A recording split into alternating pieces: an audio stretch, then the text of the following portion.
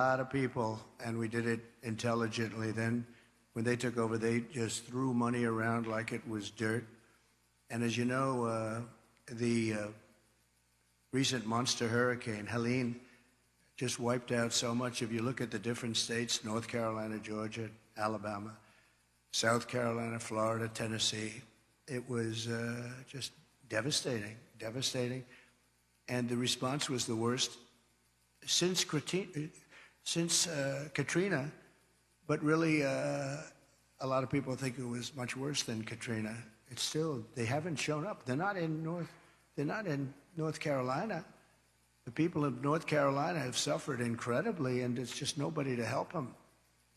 FEMA has been a total disaster. We had FEMA that was fantastic when we did this, because we had our hurricanes too. We had some bad ones, but we did a great job with it. It's not there. And then you see that they, originally blamed, and then they tried to take it back, but it was a little late. But they said that the money was spent on bringing illegal migrants into our country. They spent close to $1 billion, and these were funds, that were spent. And you have to say, I was in North Carolina recently, and I looked at devastation that was just,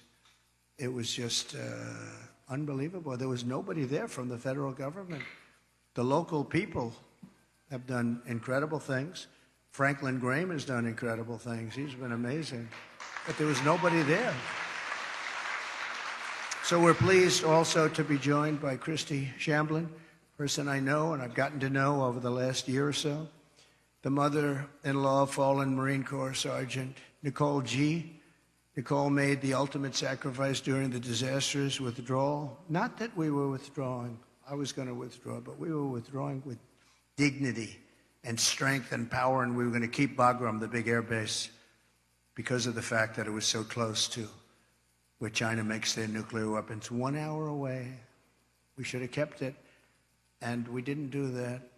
But the way they withdrew, they took the soldiers out first. No, you take the soldiers out last. I went 18 months without one soldier. I spoke to Abdul, the leader of the Taliban.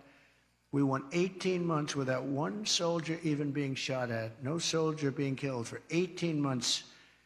And then we left, and you had this group of incompetent people take over. Guys like Milley should have been fired. They should have been fired. Anybody that was involved with that disaster should have been fired.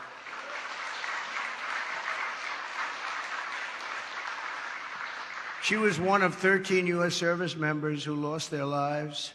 Kamala said she was the last person in the room, that Kamala was the last person in the room. She was involved in everything. She takes credit for that. She was involved in everything. That means she was involved in disaster after disaster, because nothing good has happened with this administration, except that our country has gone to almost a third world status. With Biden, when Biden made a decision, she said she was there. Oh, she was there. But the Afghanistan decision was a disaster in so many different ways. And now you take a look at it, they're right back to what they were doing before, except much worse to women. They're worse to women right now than they were even before it started. But Kamala never reached out to the family members of the warriors. And she said she was going to, but she never did. She never called anybody. And Christy, I'd like you to come up and say a few words, please.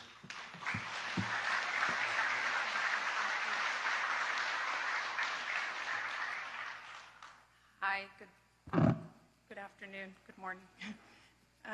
My name is Christy Shamblin, and my daughter-in-law was Sergeant Nicole Leanne G., and she was killed in the botched Afghanistan exit at Abbey Gate. She was the cornerstone of a very large family. And instead of planning family gatherings and holiday meals and Christmases and baby showers, our family and thousands of other families plan outings at funeral grave sites, and that is where we as a family celebrate my daughter-in-law at Arlington National Cemetery, because she is in the ground. Her story isn't unique to our family, she's just ours.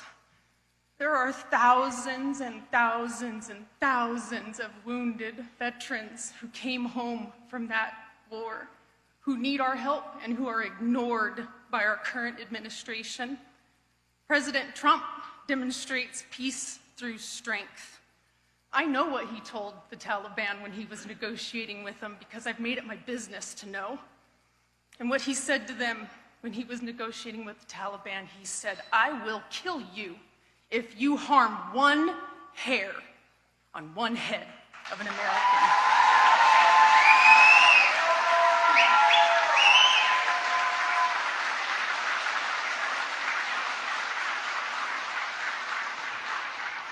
President Trump shows up, he reaches out, and he can fix our country, and we can all heal together.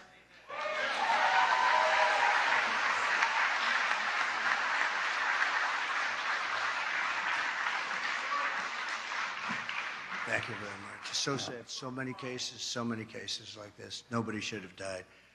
First of all, when they left, the soldiers should have been there. They shouldn't have been home watching, except for a small group, and many of them got killed, and large numbers. Nobody ever mentions the arms, the legs missing, gone, the face just obliterated. Nobody talks about them. I talk about them all the time.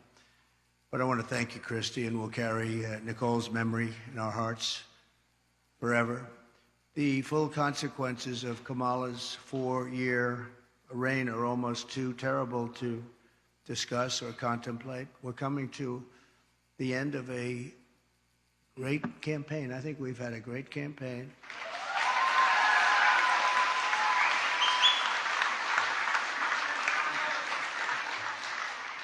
We've really not been provided the kind of protection that I needed as president, but I said we have to do it anyway. When Secret Service would ask for additional people, oftentimes we would be turned down. They were constantly asking for additional people. And I found Secret Service to be very brave. When I was hit and went down, they were right on top of me within seconds. I tell you what, those bullets were flying right over my head. I heard them. And these guys were right. I don't know how they didn't get hit, actually, but they were right there. You take a look at the video. One thing we would say, the video is there for people to see, but they were never given the kind of help that they requested because our rallies were massively large and they needed more people, and they were always fighting for more people, and it was never given to them. Now they're being given, I hope, what they need, but we were, that was a constant fight. They'd come to me and they'd say, "You guys don't want to give us the people."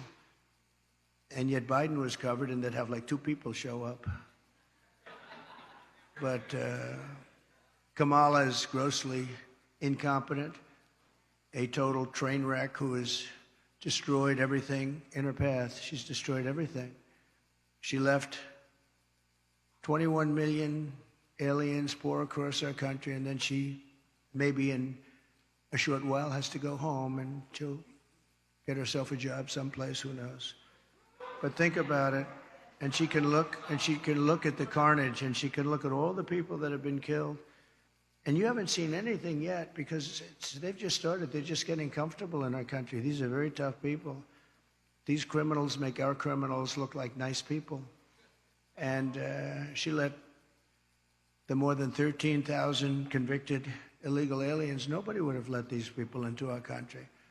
And remember, they came out of the worst prisons in the world, the meanest, nastiest prisons in the world.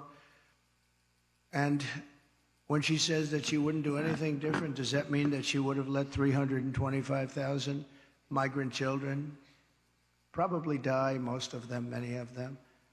But at a minimum, they're slaves or they're sex slaves. And they're all over the country. Does that mean that she wouldn't have changed that? Does that mean that she wouldn't have changed so many of the other things that led to so much death and destruction and even financial destruction of our country itself? We could end up in a depression because of what she's left with us. They are the worst combination president, vice president in the history of our country. And I often say Jimmy Carter's a happy man because his administration, by comparison, was totally brilliant. It was brilliant. After Kamala endorsed defunding the police, she bailed out rioters, looters, and murderers, took them right out of jail, during the violent crimes in the United States. Remember, that was in Minnesota. Minneapolis was burning down. It was burning to the ground. I watched the CNN announcer say, "This is a friendly group of people." And over his shoulder, the entire skyline was burning. I've never seen it, but that's the fake news. But violent crime in the United States is up 37%. All of these different crimes are up anywhere from 37 to 105% over a very short period of time. And it's almost like nobody even cares about it. Very simply, Kamala Harris is not fit to be your president. We can't have it happen. We can't have it happen. We're going to make this country strong again. We're going to make it great again. We're going to be respected again.